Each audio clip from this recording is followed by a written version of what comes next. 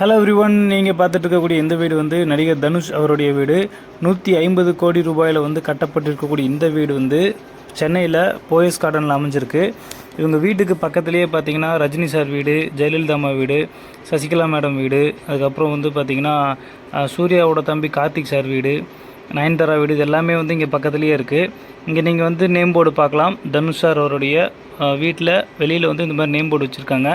நம்மளுடைய வீடியோவில் ரஜினி சார் வீடு வந்து ஏற்கனவே போஸ்ட் பண்ணிட்டோம். இனி வந்து பார்த்திங்கன்னா ஜெயலலிதா அம்மா வீடு, நயன்தாரா வீடு, இந்த மாதிரி நடிகர்களோட வீடு எல்லாமே காமிக்க போகிறோம். ஸோ வந்து நீங்கள் இன்னும் நம்மளோட சேனலை வந்து சப்ஸ்கிரைப் பண்ணாமல் வச்சுருந்தீங்கன்னா சப்ஸ்கிரைப் பண்ணி சப்போர்ட் பண்ணுங்கள்.